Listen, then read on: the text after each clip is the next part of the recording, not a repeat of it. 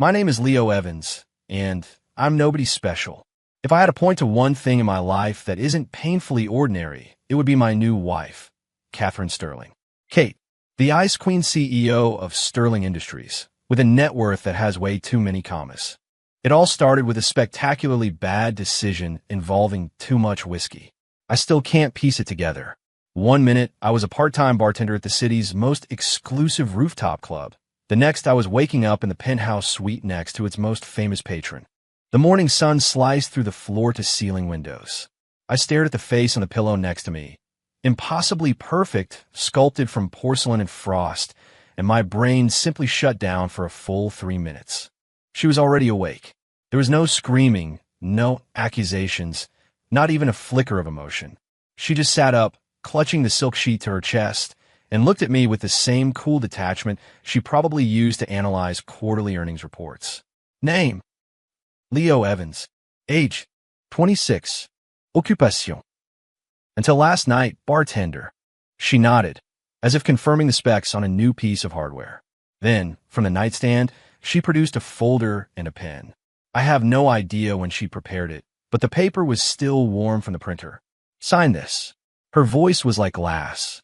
My hand trembled as I took it. At the top, in bold letters, prenuptial agreement. Party A, Catherine Sterling. Party B, Leo Evans. The terms were brutally simple. Marry her, play the part of a devoted husband for 1 year. At the end of the year, I'd receive a condo in the city and $10 million. During the contract period, I was not to interfere in her personal life, not to disclose the nature of our relationship, not to... The list went on. My scalp prickled. Why? I finally managed to ask. My family is pressuring me. The board is nervous. I need the stability that a married woman projects. Her explanation was as clipped and efficient as a press release. You're clean. No complicated background. You fit the profile. Clean. I wasn't sure if that was a compliment or an insult. I looked at her, and she met my gaze without blinking. Her eyes were deep, unreadable, but they carried an unspoken weight, an absolute certainty that I wouldn't refuse. She was right. For a guy like me, who'd grown up in the foster system and whose bank account was usually a rounding error, $10 million wasn't just a number. It was a different planet. I picked up the pen and signed my name. Good. She took the folder back and swung her legs out of bed. Even the way she walked to the closet radiated a kind of ruthless efficiency, as if our night together had been nothing more than a minor, unscheduled business expense. Dressed in a sharp pantsuit, she tossed a black card onto the bed. Pin is 6/8. Get yourself a decent suit. A car will pick you up at 3 p.m. to go to City Hall. Don't be late. And with that, she was gone. The door clicked shut, leaving me alone in the silent room with the faint, cold scent of her perfume hanging in the air. I held the heavy metal card in my hand, feeling like I was in a dream. Me, Leo Evans, a guy who'd bounced between foster homes and odd jobs his whole life, was getting married? To Catherine Sterling, the woman on the cover of Forbes? I pinched my thigh. Hard. It hurt. Not a dream.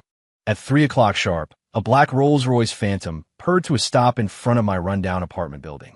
The driver, a sharp-looking man in his 50s named Arthur, gave my new suit a polite but thorough once-over, then opened the door for me. Kate was already inside, wearing a simple white dress that made her look softer, less like the corporate shark on magazine covers. The Arctic wall around her, however, was fully intact. We didn't speak a word the entire way to City Hall. The process was unnervingly fast. We were whisked through a private entrance, photos taken, papers signed, and in less than 10 minutes, a clerk handed us 2 crimson folders containing our marriage certificates. Stepping back out into the blinding afternoon sun, I stared at the certificate in my hand. It still didn't feel real. You'll move into my place starting today, Kate said, her voice pulling me from my daze. Arthur will handle the arrangements. Oh, okay, I mumbled. She glanced at me, and for a split second, I thought I saw something complex in her eyes, something other than ice, but it was gone before I could catch it. Remember the terms of the agreement. With that, she got into a different car and was gone. Arthur approached me and handed me a key. Mr. Evans, this is for the Pinnacle estate. I've already dispatched a team to collect your belongings. Shall we go? I was still getting used to the formal address. Just Leo is fine. Of course, Mr. Evans, he said, his face a perfect mask of professional deference. I sighed. Fine. In the back of the rolls, I couldn't resist pulling out my phone and Googling the Pinnacle estate. The first result read, Ethelberg's premier residence. Security system rivals the White House. My palms started to sweat again. What I didn't know was that at that very moment, the starting pistol had fired on a new betting pool in Ethelberg's most exclusive circles. The main event? Me? Did you hear? Kate Sterling eloped with some bartender she picked up off the street. You're kidding. Has she lost her mind? What's the angle? I'm opening the book right now. 2-to-1 odds the kid is out on his ass in a month. A man in a custom Tom Ford suit gave a contemptuous laugh, pushing a glass of scotch to the center of the table. A month? You're giving him too much credit. I'll double down on 1 week. He'll either crack from the pressure, or Kate will get bored and throw him out like last season's handbag. The man's name was Chadwick Vanderbilt III, the most persistent and arrogant of Kate's many suitors. His declaration was met with a chorus of knowing laughter. To them, I was a curiosity, a temporary plaything, a joke just waiting for punchline. They were all waiting to see me crash and burn. The Pinnacle estate was even more ridiculous than I'd imagined. A modern glass and steel mansion carved into a cliffside, overlooking the entire city. It had a massive garden and an infinity pool that seemed to spill into the sky. Inside, it was cold, minimalist, and packed with smart home tech. It felt less like a home and more like a high-tech showroom. Your room is the first on the left, upstairs, Mr. Evans, Arthur explained, leading me through the cavernous foyer. Ms. Sterling's is on the right. The study is between them. Shall I have the chef prepare dinner? No, that's okay. Thanks, I said, waving a hand. I can take care of it. Arthur paused, a flicker of surprise in his professional gaze. He studied me for a moment before nodding. Very well. The kitchen is fully stocked. The refrigerator is automated and will reorder supplies as needed. If you require anything at all, please do not hesitate to call. After he left, I stood alone in the living room, a space so large and empty I could hear my own breathing echo. A wave of loneliness washed over me. Kate and I were living under the same roof, but we might as well have been on different continents. I wandered into the kitchen and opened the automated, state-of-the-art refrigerator. It was packed with gourmet ingredients, Wagyu beef, bluefin tuna, truffles, but most of it was past its prime. The vegetables were wilted, the fruit bruised. The gleaming stovetop was spotless, clearly untouched for ages. I sighed. The Ice Queen, it seemed, lived on air and ambition. I rummaged through the sad-looking produce and found a few salvageable tomatoes, some onions, and a carton of eggs. In the pantry, I found a box of pasta. Good enough. Soon, the simple, savory aroma of a perfectly cooked tomato basil omelet filled the cold, sterile kitchen, chasing away some of the chill. Just as I was about to eat, Kate came home. She looked exhausted, slipping off her heels with a weary sigh. She stopped short when she saw me with the plate. You cooked? Yeah. A lot of the stuff in the fridge was about to go bad, so I just made something simple. I felt a little awkward, unsure if I'd overstepped by using her kitchen. She didn't say anything, her eyes fixed on my plate. In those cool, clear eyes, I saw something shift. Is there any more? She asked. Huh. It took me a second to process. The omelet. Oh, yeah, I can make another one. I quickly whipped up another, placing it in front of her. She picked up a fork and began to eat in silence. She ate slowly, deliberately, but it was clear she was genuinely hungry. She finished every last bite. Thank you, she said softly, setting the fork down. No problem. An awkward silence fell between us. I had no idea what to say, so I just focused on my own food. From now on, you'll be in charge of dinner, she said suddenly. I looked up, meeting her gaze.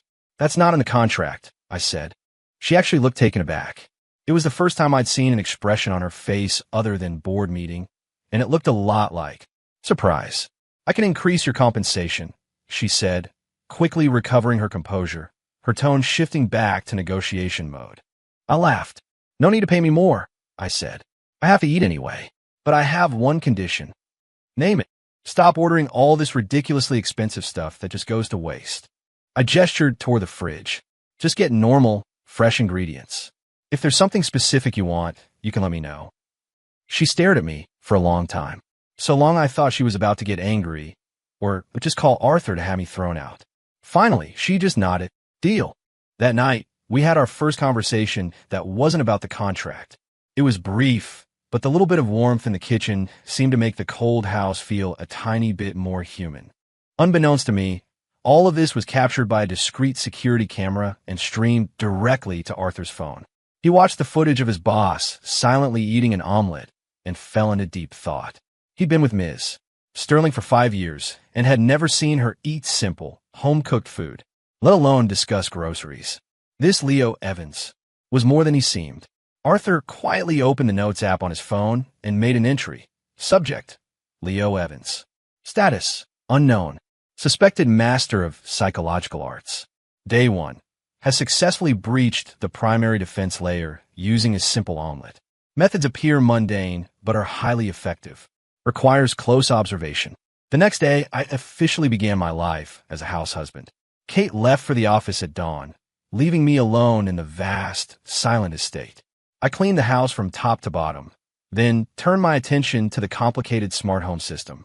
Kate had mentioned it was a new product from her company's tech division, and still a little buggy. I tinkered with it for a few hours and discovered that while it had a million flashy features, the basic wiring logic was a disaster. As someone who'd done his fair share of handyman work to make rent, I spotted half a dozen design flaws immediately. In the afternoon, I took a rideshare to the grocery store and bought fresh vegetables and meat. When I got back, an unwelcome guest was waiting for me. A man in a flashy Armani suit, his hair slicked back with a concerning amount of gel, was leaning against a screaming red Ferrari parked in the driveway.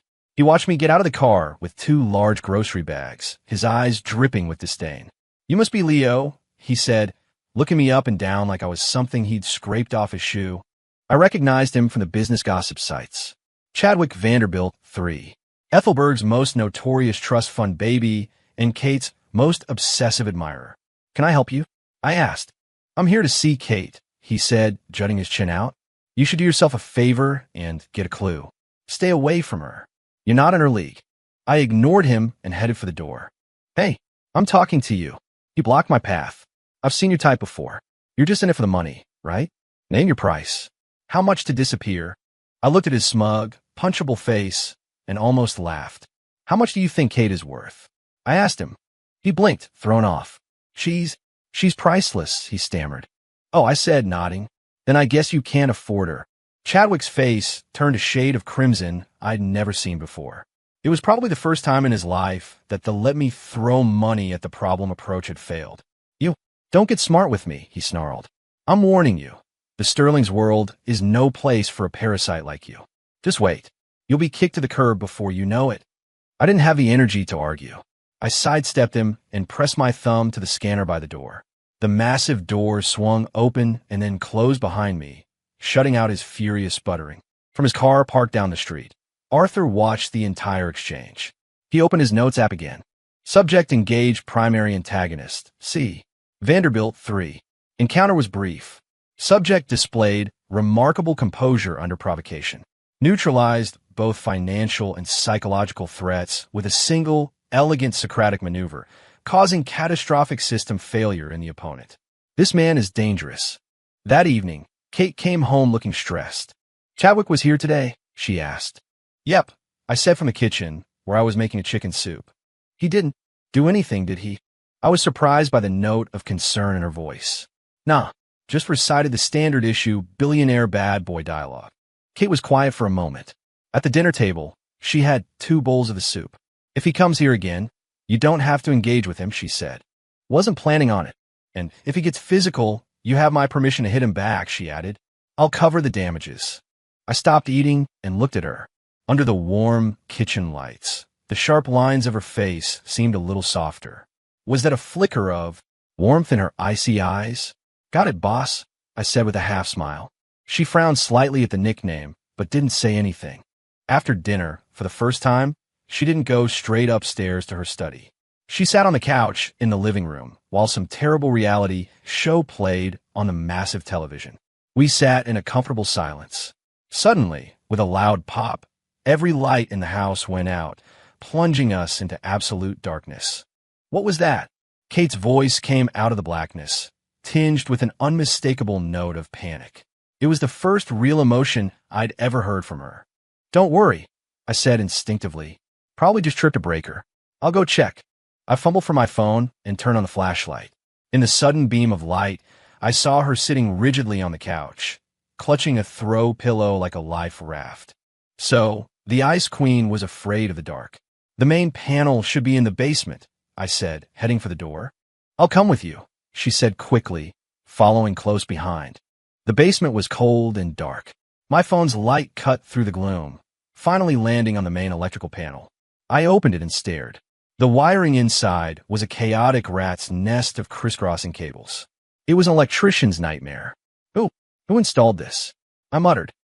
"The geniuses in my company's R&D department." Kate's voice came from behind me, laced with a hint of embarrassment. "Right? Of course." A quick inspection revealed the problem.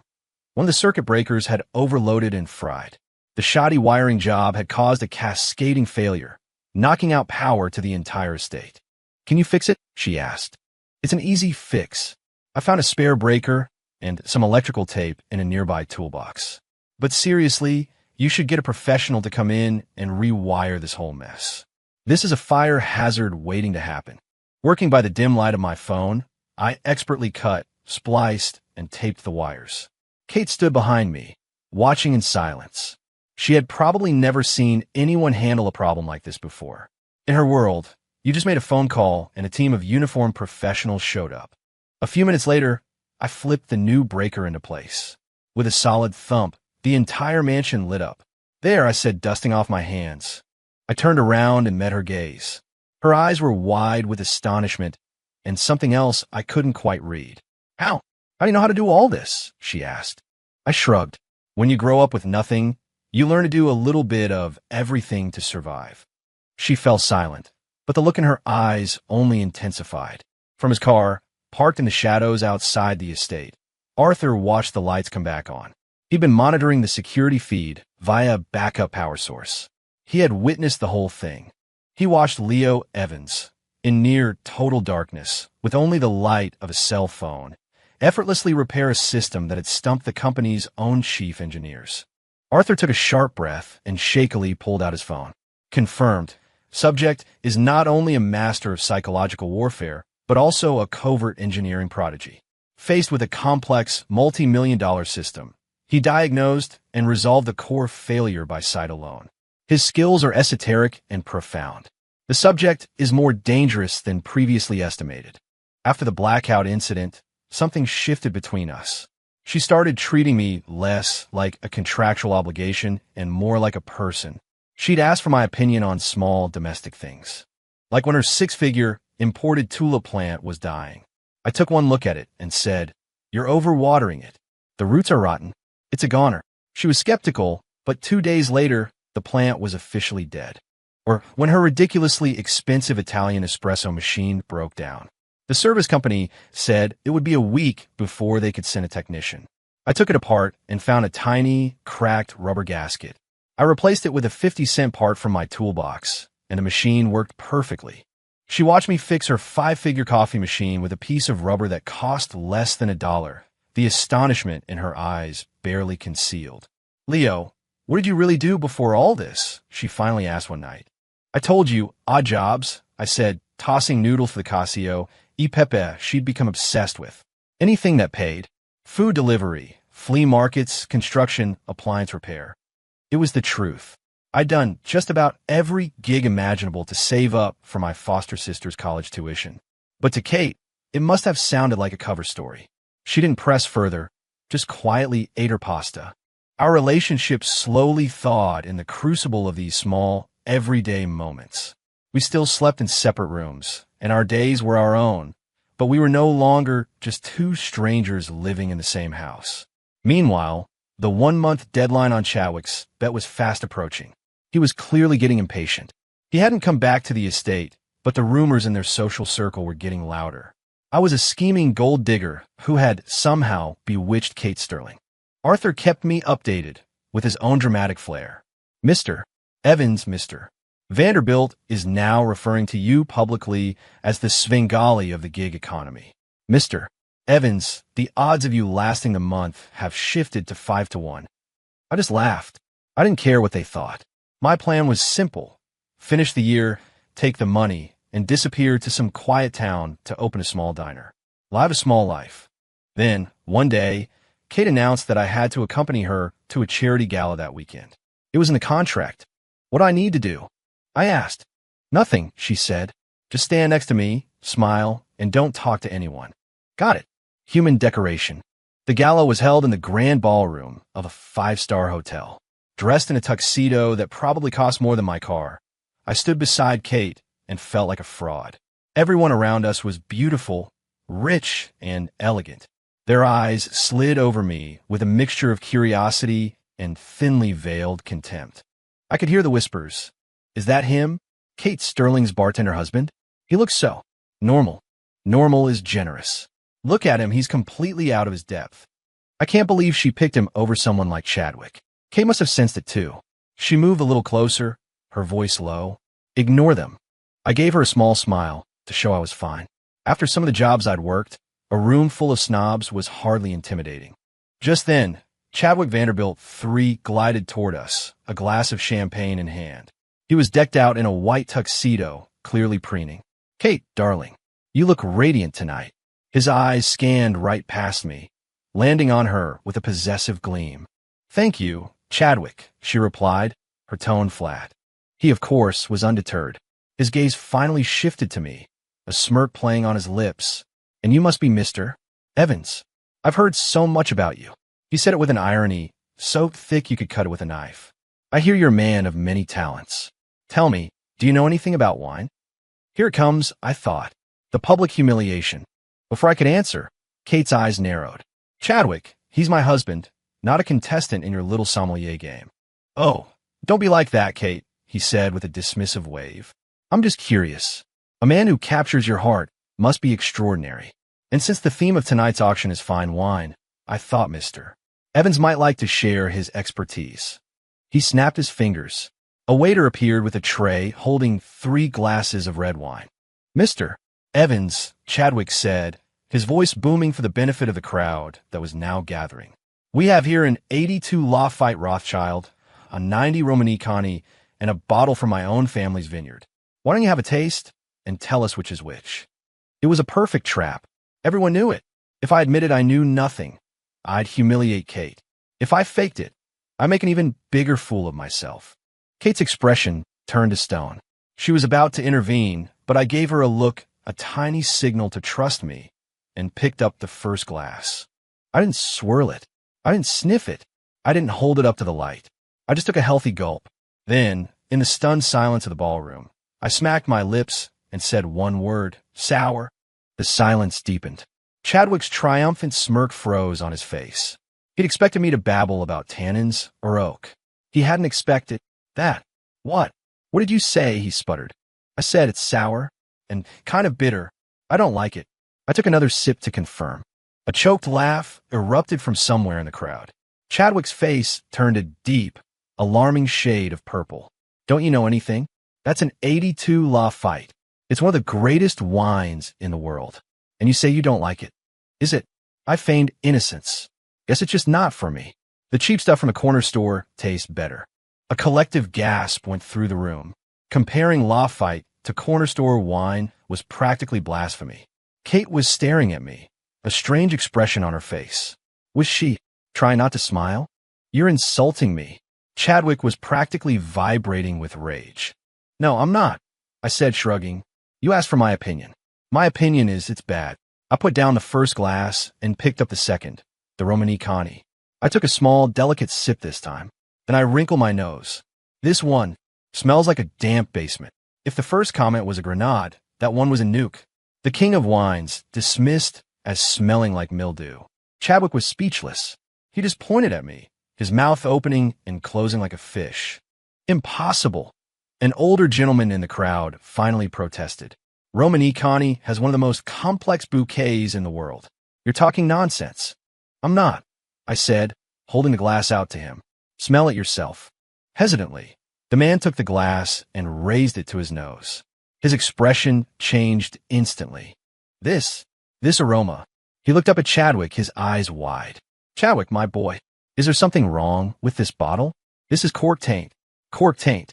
The words echoed through the room. Every wine aficionado present knew what that meant. A fatal, embarrassing flaw that turned a $50,000 bottle of wine into worthless, moldy-smelling grape juice. Chadwick's face went from purple to ghost white. In his attempt to show off, he'd served a ruined bottle. And worse, the flaw had been pointed out by me, the guy he was trying to humiliate. The crowd's mocking gaze shifted from me to him. I ignored the drama and picked up the third glass, the one for his family's vineyard. I took a sip and my eyes lit up. Hey, this one's pretty good, I said with a nod. It's sweet. Tastes like really good grape juice. I like it. Chadwick looked like he was about to have a stroke. For an aspiring vintner trying to build a luxury brand, having your wine compared to grape juice was a fate worse than death. Seeing his crestfallen face, I actually felt a pang of pity. I clapped him on the shoulder. Listen, man, here's some free advice, I said earnestly. Stop trying to sell that other stuff. It's expensive and it tastes terrible. Sell this one. You make a killing. I even have a name for it. Chadwick's Fancy Grape Juice. Has a nice ring to it. A strangled groan escaped Chadwick's lips. He swayed, his eyes rolled back in his head, and he collapsed backward into the crowd. The ballroom erupted into chaos. Amid the pandemonium, I felt a cool hand grab mine. It was Kate. She pulled me through the throng of panicked socialites and out onto a quiet terrace overlooking the city. The cool night air was a welcome relief. You, she started, then stopped, a smile she couldn't suppress finally breaking free. What? I asked. You did that on purpose, she said, her eyes dancing. I honestly didn't, I said, and it was the truth. I really thought those first two were awful. Growing up, the best thing I'd ever had to drink was my foster dad's homemade hard cider. I had no palate for sour, bitter, fancy wines. As for the cork taint, I'd overheard a manager at the bar mention it once, describing the smell as a damp basement. The phrase just stuck. I was just being honest. I had no idea Chadwick was so fragile. Kate looked at me, and then she laughed.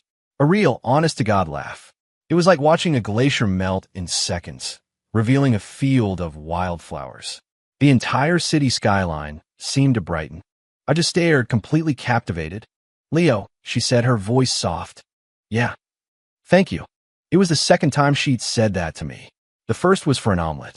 This time it was for a farce. I didn't know what she was thanking me for. For getting her out of a jam? Or for making her laugh like that? All I knew was that in that moment, watching her smile, something inside my chest gave a hard, unfamiliar thump. The wine incident made me famous. Or rather, infamous. In the elite circles of Ethelberg, I earned a new nickname, the Grape Juice King.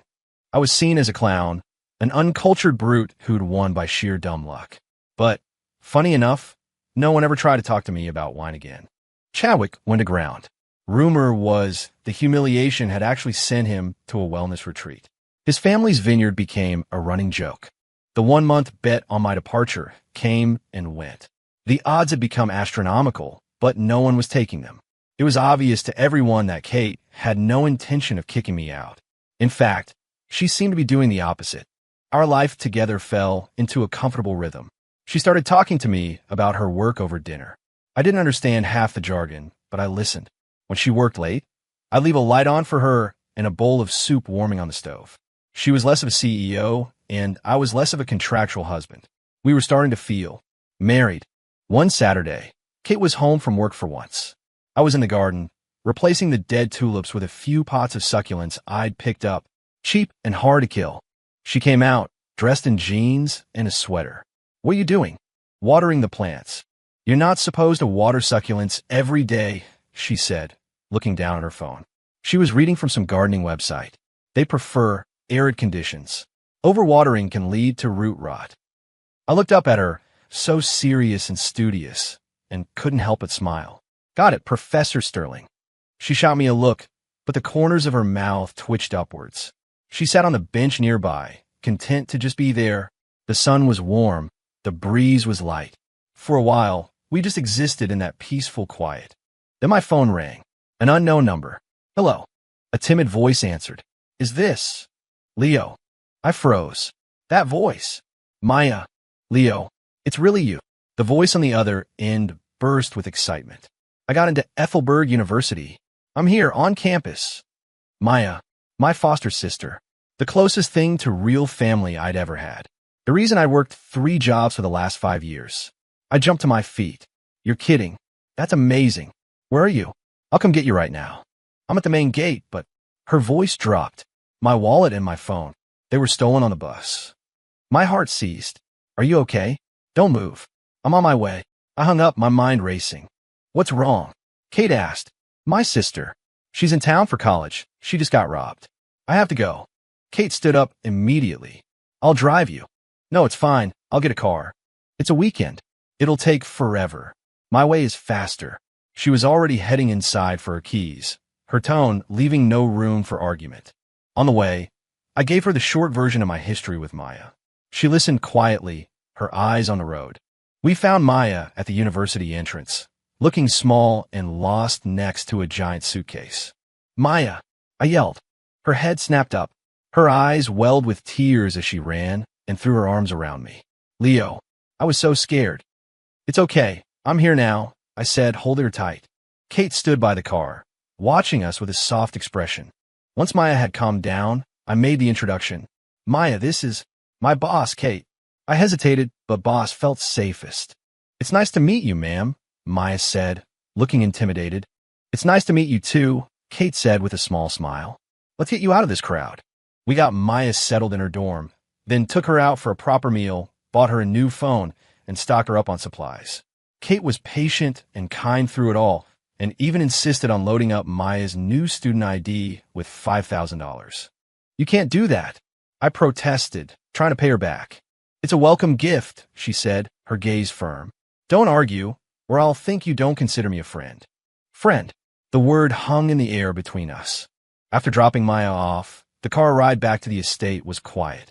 Thank you for today, I said, and I meant it. She's a sweet kid, Kate replied. She reminds me of you. I laughed. I was never that sweet. You have a habit of underestimating yourself, she said cryptically.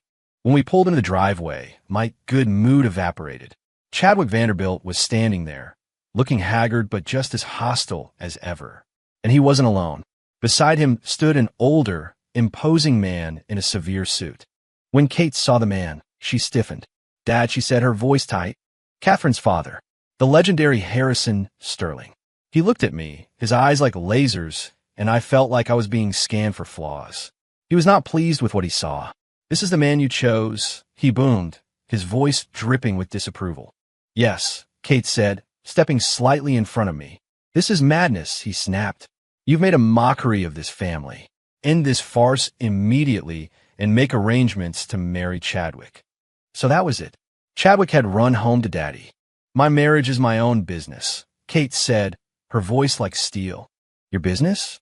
Your business is to find a worthless, a gigolo to leech off this family, he roared, pointing at me. Chadwick seized his moment. Mr. Sterling, please don't upset yourself. It's like I told you. He's just after the money. Today he even brought some girl from the sticks with a sob story and scammed Kate out of thousands. He was talking about Maya. My jaw tightened. That's my sister, I said, my voice low. Your sister? Chadwick sneered. How convenient. For all we know, she's just another part of the con. Chadwick. Kate's voice was arctic. Say one more word, and I will personally ensure you never work in this city again. He flinched, but with Harrison Sterling beside him, he puffed his chest back out. Catherine, that is no way to speak to Chadwick, her father scolded. He has a point. We know nothing about this man or the people he associates with. Did you think marriage was a game? I don't need you to run a background check on my husband, Kate shot back. The father and daughter stood deadlocked, the air crackling with tension. I looked at Kate, standing there like a shield in front of me, and felt a warmth spread through my chest. I couldn't let her fight this alone. I stepped forward to stand beside her. Mr. Sterling, I said, my voice even in calm. I know you don't approve of me, but what makes you so sure your judgment is correct? What makes you think Chadwick is a better man for your daughter than I am? Because his family has standing. Because a union with him benefits our company. What can you offer her? A well-cooked meal? A repaired fuse box? His words were pure contempt.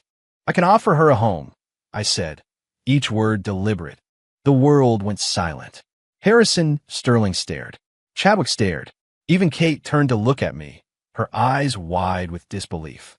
A home, her father scoffed. What do you know about a home? A home requires a foundation of wealth and power, not empty platitudes. Kate doesn't need more wealth, I said, looking him straight in the eye. She has plenty. What she needs is a place where she can come back to after a battle and feel safe. A place where she can let down her guard and just be herself. A place where someone is waiting to have dinner with her, where someone will be there when the lights go out. Chadwick can't give her that, but I can. My words hung in the tense air. Mr. Sterling's expression shifted from scorn to something closer to grudging respect. Chadwick panicked. Mr. Sterling, don't listen to him. He's a con artist. Time will tell if I'm a con artist or not, I said, then turned to Kate. But when it comes to being your husband, I am 100% serious. Kate's eyes shimmered. Her lips parted, but no words came out. Instead, she reached out and laced her fingers through mine. Her hand was cold, but mine was warm.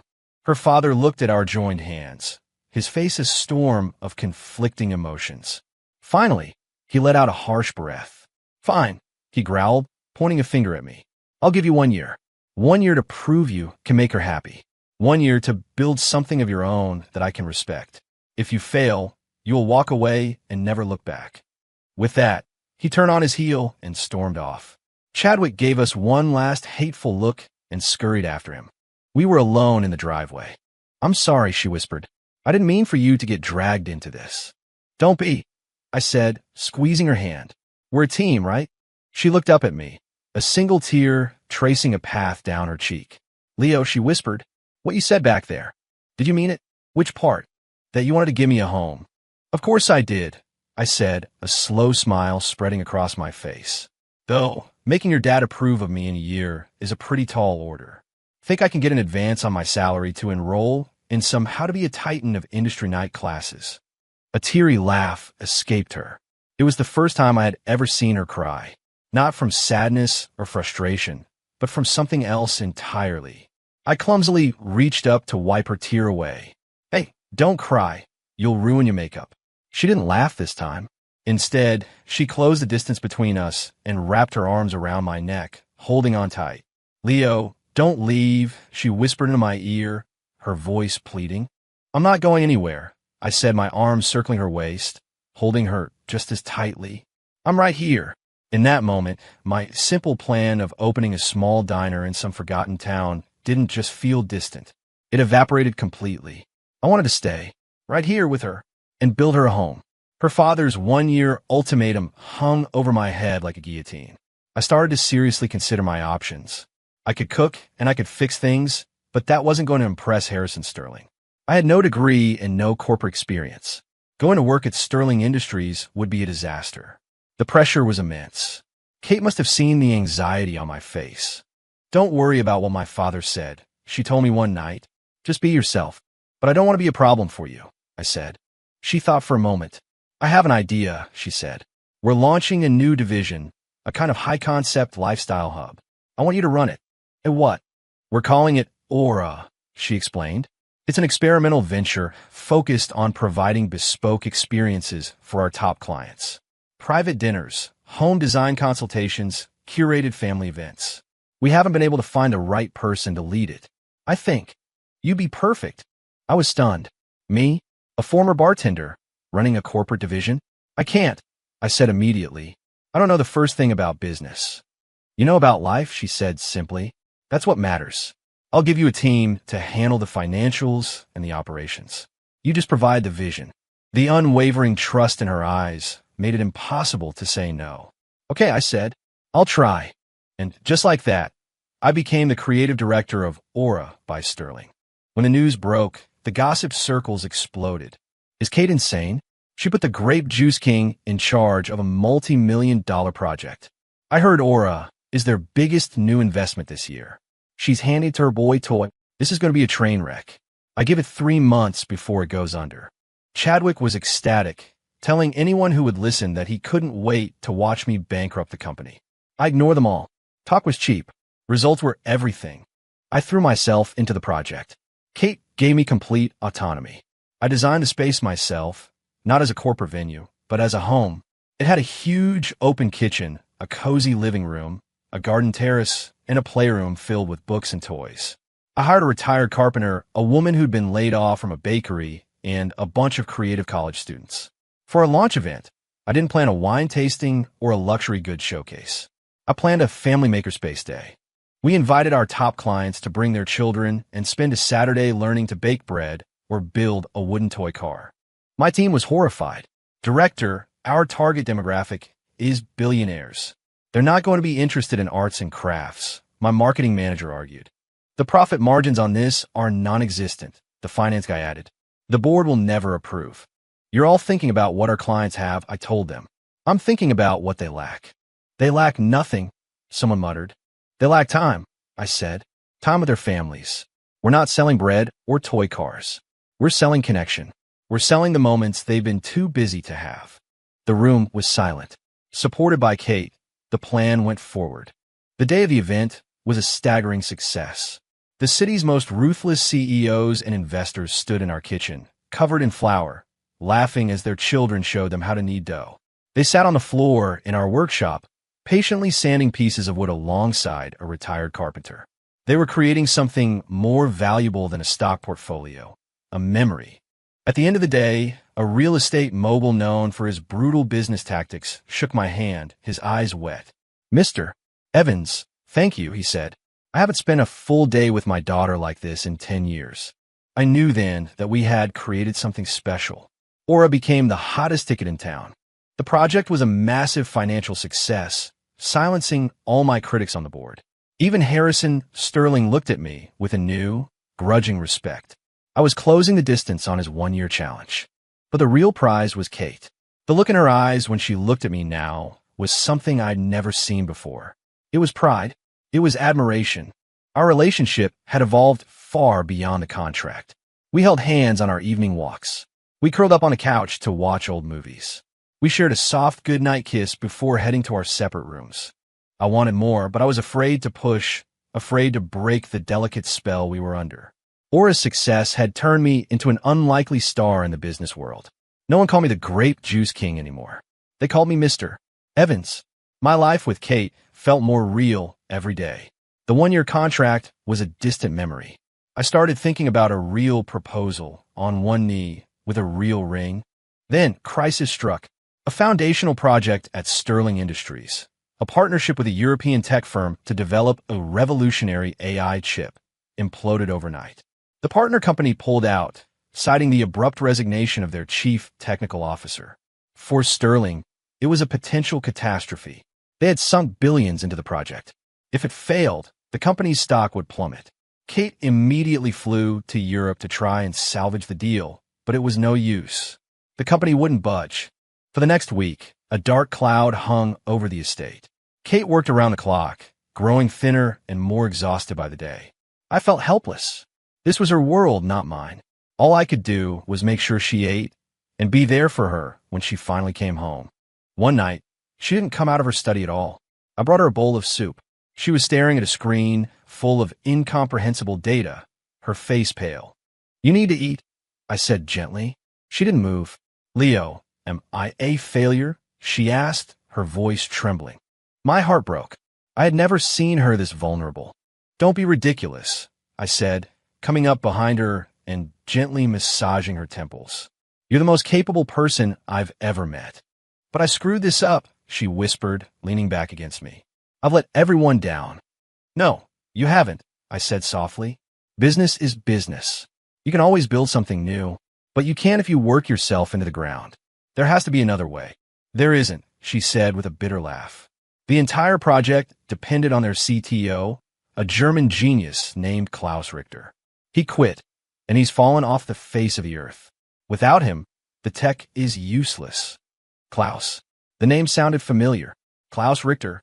I asked, what's he like? An eccentric old German guy, a world-class engineer.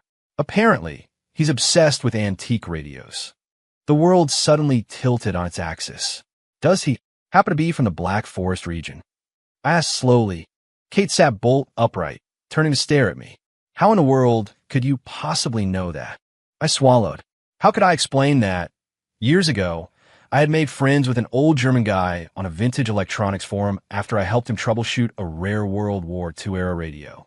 We'd bonded over schematics and vacuum tubes. He told me he was a CTO at a big company, but hated the corporate bureaucracy. His dream was to retire and open a workshop to restore old technology. His username had been Klaus1958. I might know a guy, I said lamely, on a forum. He likes radios. Can you contact him? Kate's eyes were wide with a desperate, rekindled hope. I can try. I went to my room and dusted off my old laptop. I logged into the forum and sent a private message to Klaus1958. Hey, old friend. Long time no see. 5 minutes later, a reply popped up. Leo, my friend, where have you been? I've been dreaming of your goulash. I smiled. The man was a born foodie. We exchanged pleasantries, and then I got to the point. Heard you left your job. Huh. The news travels fast. Yes, I am free from the corporate fools. They wanted me to cut corners on safety protocols to meet a deadline, an insult to the very spirit of engineering. So that was it. Not a corporate dispute, but a clash of ideals. What's next for you? I typed. I'm going home to the Black Forest. I will build my workshop, listen to my radios, and be left in peace. An idea sparked in my mind. A crazy, audacious idea. Klaus, I have a proposal. Come to Ethelberg. I will give you a workshop better than any you could build. The most advanced equipment, a budget with no limits, and most importantly, complete and total autonomy. No corporate suits, no deadlines. Just you and your work. Is this a trick? Are you trying to lure me to America to be your personal chef? The goulash is part of the deal. I typed back, smiling. I sent him the link to the Aura website. This is where I work now. Think of it as a laboratory for ideas. I explained the whole concept of Aura to him. A place not just for hobbies, but for passions. A place where a homemaker could learn to be a master chef and a scientist could build a rocket all under one roof. He was quiet for a long time. Leo, you are serious. Dead serious. Let me think on this. He signed off. I went back to the living room. Kate was pacing anxiously. He said he'll think about it. I told her. The hope in her eyes dimmed. Well, she said with a weak smile. We tried. Trust me, I said, taking her hand. The next day, Kate received a phone call that would become a legend in the corporate world. It was Klaus Richter. He was accepting her offer. But he wasn't joining the Sterling Industries AI division. He was joining Aura as a subordinate of Director Leo Evans. His only conditions were a lab with total creative control and a weekly supply of Leo's goulash. Kate hung up the phone and stared at me as if I had just grown a second head. Who are you? She whispered. I just grinned. I'm your husband. The news that a Nobel-level engineer had abandoned the tech industry to join a lifestyle hub sent shockwaves through the market. Sterling stock didn't just recover, it skyrocketed. An avalanche of talent started applying to work at Aura. Harrison Sterling called me himself. There was a long pause on the line before he finally spoke. You're full of surprises, son. I knew, in that moment, that I had won his challenge. Chadwick Vanderbilt reportedly locked himself in his mansion for a week, unable to comprehend how I had succeeded where he and his billions had failed. It all felt like a dream, and me, the architect of this impossible dream, was standing in the kitchen, perfecting my goulash recipe. Kate came up behind me, wrapping her arms around my waist and resting her chin on my shoulder. Leo, was this all part of a plan? She asked, her voice laced with awe. From the very beginning. The omelet, the wine, Aura, Klaus. Did you plan all of it? I turned off the stove and turned to face her. If I said yes, would you be scared of me? She shook her head, her eyes shining. No, she said. I'd think I was the luckiest woman in the world. I smiled and leaned down to kiss her. It wasn't a chaste goodnight kiss. It was deep and long and filled with everything we'd left unsaid for months. Kate, I murmured against her lips. Let's tear up that contract. Okay, and maybe you could move into my room. A blush spread across her cheeks. Okay, life with Kate was no longer a contract. It was a partnership. We woke up in the same bed, our legs tangled together. We fell asleep in each other's arms.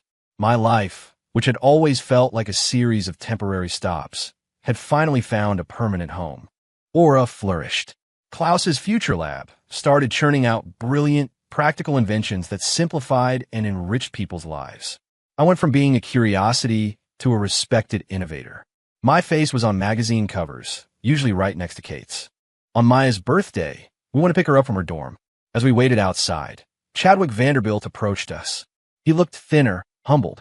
"Kate." "Leo," he said, avoiding eye contact. I came to apologize. To you, Leo. I was a snob and a fool. For everything I said, everything I did.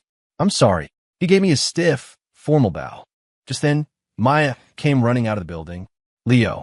"Kate, you're here." She stopped when she saw Chadwick. Chadwick saw her too, and he just stared, completely dumbstruck. "You're my sister," I said. "Your sister is beautiful," he blurted out. Maya blushed. I looked at Chadwick's goofy, love-struck expression and had to suppress a laugh.